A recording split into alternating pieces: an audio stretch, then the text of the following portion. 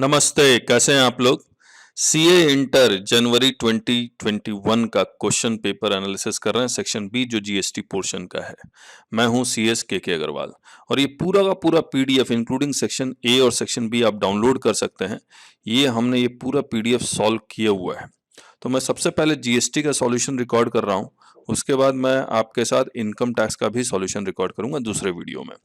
और ये डाउनलोड कैसे होगा? आपको हमारा जो टेलीग्राम चैनल है वो ज्वाइन करना पड़ेगा, सीए इंटर के वहाँ से आप डाउनलोड कर सकते हैं।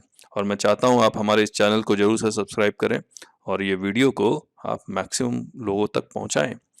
सो let us start question number 5। अच्छा, ये बताना बहुत जरूरी है, क्या इंटर और आईपीसीसी जो ओल्ड और न्यू सिलेबस में फर्क क्या है? तो न्यू सिलेबस नए तरीके से क्वेश्चन पूछ रहे हैं, बिल्कुल न्यू वे है और जो वाकई में अच्छा सेल्फ स्टडी करता है, मैं अगेन कह रहा हूँ टीचर के भरोसे नहीं, अच्छा सेल्फ स्टडी करता है उससे सॉल्व होगा, वरना बहुत मुश्किल है।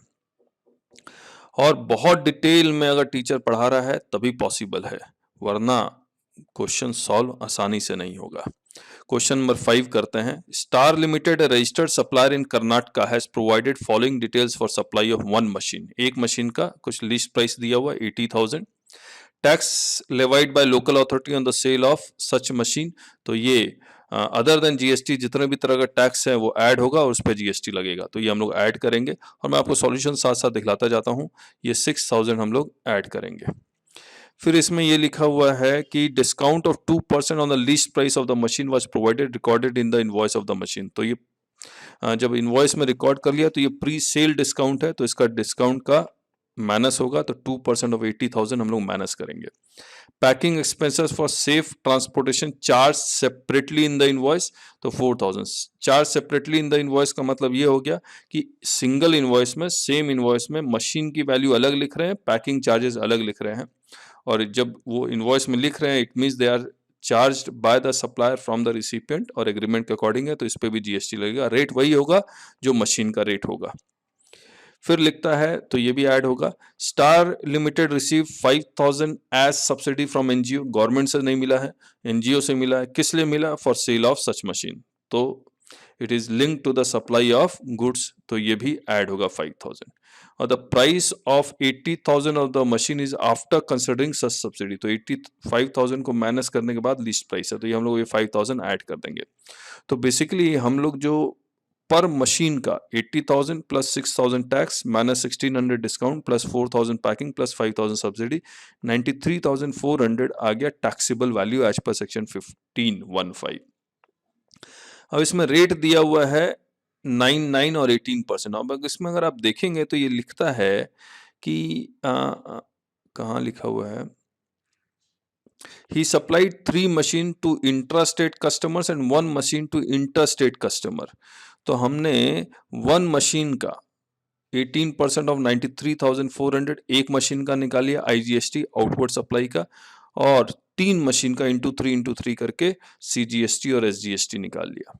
इसके बाद ये आईटीसी के बारे में इन्होंने लिखा है कि 1,20,000 इज द परचेज, तो 1,20,000 का 9% और 9% निकाल के हम लोग आईटीसी निकाल लेंगे। और ये ओपनिंग आईटीसी दिया हुआ है सी, एस और आई का, तो ये सी और एस आई का हम लोग जोड़ेंगे आईटीसी। आईजीएसटी का तो 26,000, सीजीएसटी का 18,000 ओपनिंग प्लस 10,800 28,800, और एसजीएसटी का 4,000 ओपनिंग प्लस 10,800 14,800। ये आउटपुट टैक्स है। अब आपको भी पता है कि आईजीएसटी सबसे पहले आईजीएसटी के साथ एडजस्ट होगा, उसके बाद सीजीएसटी और एसजीएसटी दोनों में से चॉइस है, चाहे आप 50-50 कर ले, 40-60 कर, किसी भी प्रोपोर्शन में आप इसको एडजस्ट कर सकते हैं। लेकिन क्वेश्चन ये कहता है कि आपको compute the minimum net GST payable in cash निकालना है, और आपको पता है कि आईटीसी जो कंपोनेंट है एसजीएसटी का वो सबसे कम है, तो हमने क्या किया, जो बचा हुआ है आईटीसी आईजीएसटी का वो हमने पूरा का पूरा एसजीएसटी के साथ एडजस्ट कर दिया। अब सीजीएसटी का जो टोटल आईटीसी था 28,800 वो हमने सीजीएसटी के साथ एडजस्ट कर दिया, एसजीएसटी के साथ तो एडजस्ट होगा नहीं। और एसजीएसटी का तमाम आईटीसी हमने एसजीएसटी के साथ एडजस्ट कर दिया। तो इसको कैश जो कंपोनेंट में पेमेंट करना पड़ेगा, सिर्फ एसजीएसटी का पेमेंट करना पड़ेगा 1230 और कैरी फॉरवर्ड सीजीएसटी का आईटीसी होगा 3582। तो ये था क्वेश्चन नंबर 5 और आसान था। Question number 6.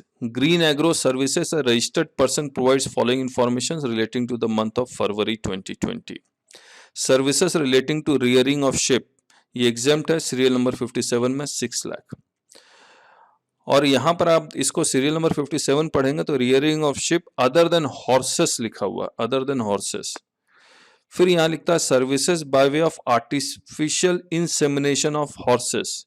इसके लिए उन्होंने एक अलग से एक सीरियल नंबर निकाला 58A, जहां पर artificial insemination of live stock is exempt, वहां भी ब्रैकेट में लिख दिया अदर देन हॉर्सेस।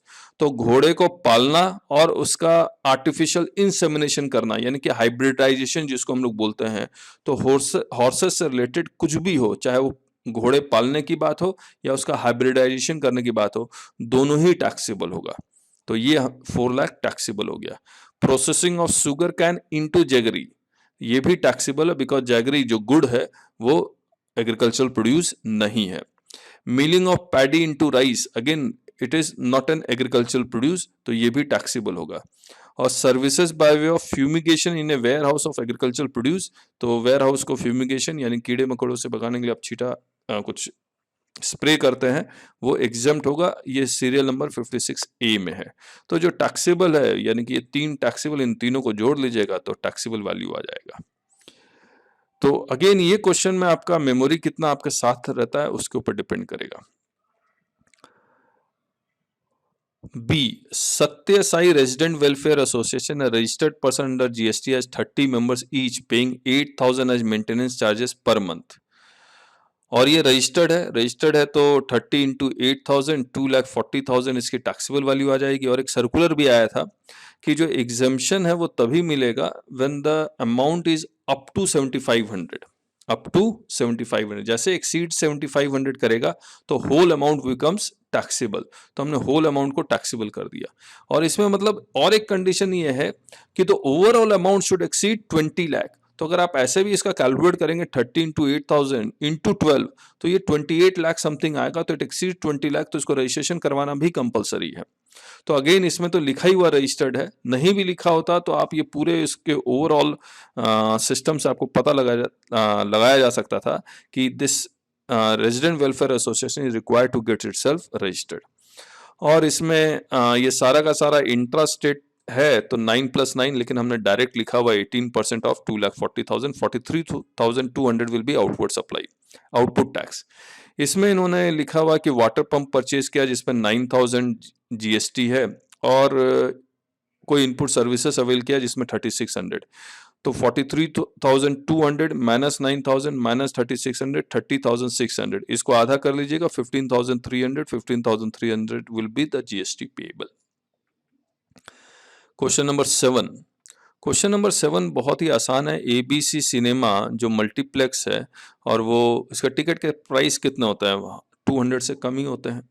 तो 200 से कम होता है तो क्या इनको कंसोलिडेटेड इनवॉइस इशू करना पड़ेगा। तो ये जो प्रोवाइजो टू रूल 46 था इसको मल्टीप्लेक्स से हटाया गया और एक नया रूल लेके आए, उनको लेके आए रूल 54(4)A। इसमें लिखा कि ये जो इलेक्ट्रॉनिक टिकट अगर ये इशू करते हैं that it will be deemed tax invoice, तो उनको अलग से कोई टैक्स इनवॉइस इशू करने की जरूरत नहीं पड़ेगी। तो आपको ये रूल 54 सब रूल 4A जो 1 सितंबर 2019 से शायद आया था, इसको ये वाला डिस्कस करना था आपको। अब इसमें है Agni limited registered supplier wishes to transport cargo by road between 2 cities situated at a distance of 368 kilometres. Calculate the validity period of e-way bill under this rule for transport of set cargo if it is over dimensional cargo or otherwise. अगर तो over dimensional cargo है तो 20 kilometre पर 20 kilometre 1 day है। तो अब 368 को मैं अगर 20 से डिवाइड करूं तो 18 पॉइंट समथिंग आएगा, तो ये 19 डेज आ जाएगा।